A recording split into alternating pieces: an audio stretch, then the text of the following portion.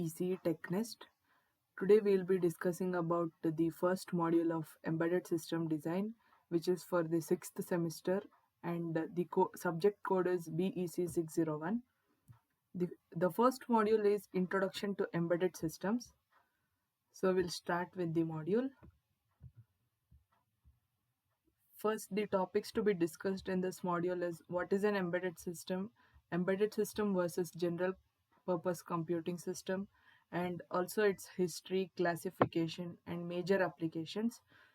Today, in this lecture, we will discuss till the major application areas of embedded system. In the further lectures, we will continue with the purpose of embedded system and many more topics. So first, embedded system is used everywhere from a small needle to a very large chip.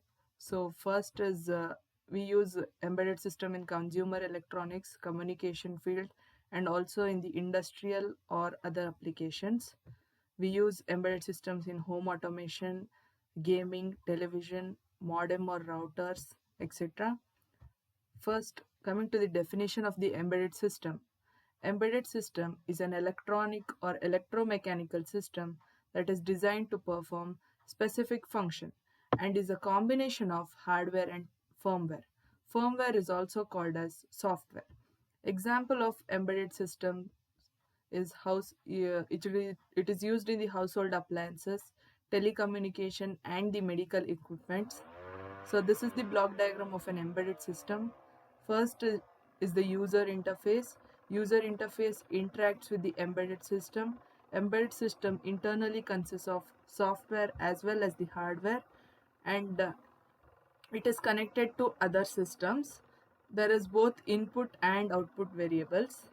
Next is example of an embedded system would be a washing machine.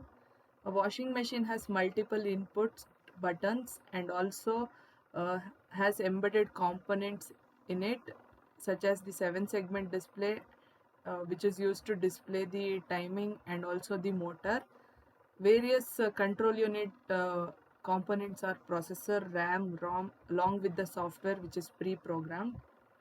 Next, we'll discuss about the embedded system versus the general purpose computing system. First, general purpose computing system. So what is a general purpose computing system?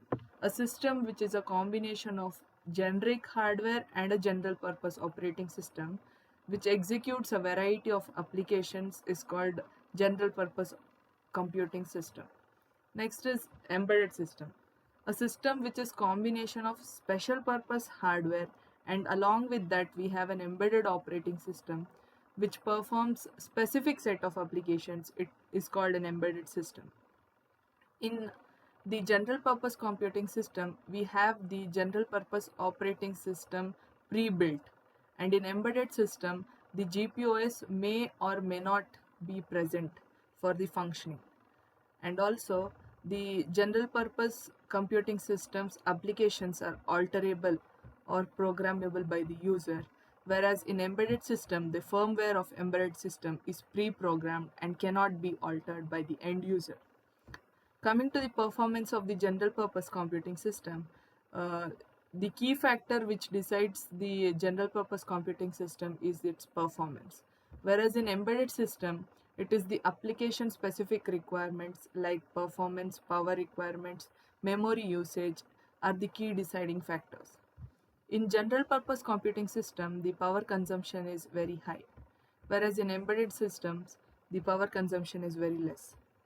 Also, the response time can be classified into two types, which is critical and non-critical. Critical applications are those in which the response should be immediate, and non-critical applications include where the response time can have a delay, or the response is not immediate. And also in embedded system we can determine the behavior of the embedded system, whereas in general purpose it is need not be deterministic. Next, we'll move on to classification of embedded system. Classification of embedded system is classified into 5 different categories based on their functionality. First one is based on generation. Embedded system is classified into first generation, second generation, third generation, and fourth generation. In the further slides, we will look into the explanation of each generation embedded system. The second one is based on complexity. In complexity, it is divided into three types: small scale, medium scale, and large scale embedded system. Based on the performance and functional requirements, the embedded system is classified as standalone embedded system, real-time embedded system, network embedded system, and mobile embedded system. Based on the deterministic behavior, it is classified into two types, such as hard real-time and soft real-time. Based on the triggering, it is classified into again two types, time triggered and event triggered. Further, we'll look into classification based on generation. First one is we'll be discussing is first generation. First generation embedded systems are early embedded systems which were built around with 8-bit microprocessor like the 8085 and Z80 along with a 4-bit microcontroller. It has a very simple hardware circuit with the firmware developed in the assembly code. Many of you might have learnt the microcontroller 8051 in the fourth semester as elective. And example of first generation is digital telephone keypads, stepper motor, and control units. Further, we'll move on to second generation embedded system. These embedded systems were built around 16-bit microprocessors and 8 or 16-bit microcontrollers. The instruction sets were more complex and powerful as compared to the first generation, and some of the second generation embedded system contained embedded operating systems for their operation. Example would be data acquisition, SCADA system, and further we'll move on to the third generation embedded system. In third generation embedded system, it was built around a 32-bit microprocessor and a 16-bit microcontroller. The instruction set of the processors became more complex and powerful, and the concept of instruction pipelining also evolved. Embedded systems spread its ground into areas like robotics, media, industrial applications, and networking. Next is fourth generation embedded system. In fourth generation embedded system, it was the era of the invent of system on chip, that is what we call SoC. Because of the tight integration and miniaturization into the embedded device market, so the fourth generation had a very rapid growth. Examples would be smartphone devices, mobile internet devices. And the next one is classification based on the complexity. In classification based on complexity, it is divided into small scale, medium scale, and large scale embedded system. A small scale embedded system is simple in its application and does not need any performance requirements, and also it is not time critical, which means the response can be a bit delayed. And next example would be electronic toys. And the small scale embedded system may or may not contain an operating system for its functioning. Next is medium scale embedded system. Medium scale embedded system have slightly complex in hardware as well as the firmware requirements, and it is around medium performance with low cost 16-bit or 32-bit microprocessor or controller, usually contain an embedded operating system for its functioning, whereas in small scale it may or may not contain an embedded system, but in medium scale it contains an operating system for its functioning. Next is large scale embedded system.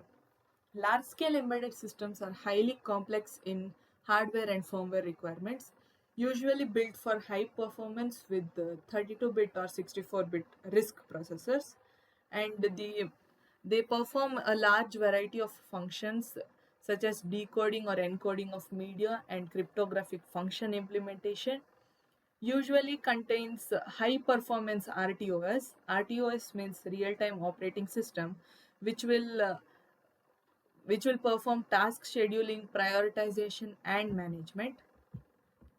Next is standalone embedded system. In standalone embedded system, it is an embedded system which does not depend on any other host system like a computer.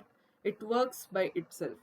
It takes the input from the input ports, and the input can be either analog or digital, then gives the resulting data to the connected device. Example would be digital camera and microwave oven. These are these are independent devices and can does not depend on any host computer to work. It works by itself. Next is real-time embedded system. Real-time embedded system is a type of embedded system in which work has to be done within a specific time period.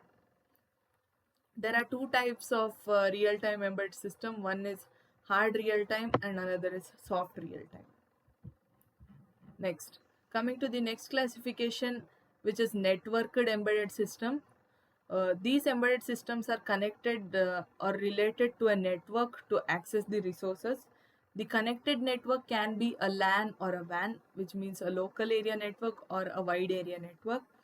And the example would be home security system where all the sensors are connected and run on the same protocol, that is TCP IP protocol, which means transmission control protocol and internet protocol.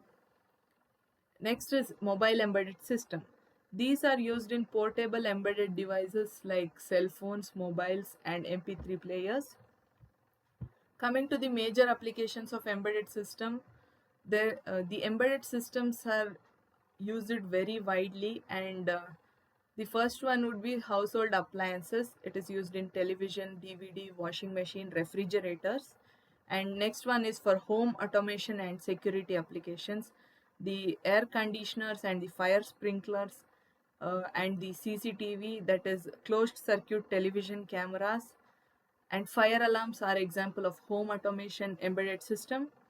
Next would be its application in the telecom industry, which is used for telephone switches, handsets, and various other multimedia applications.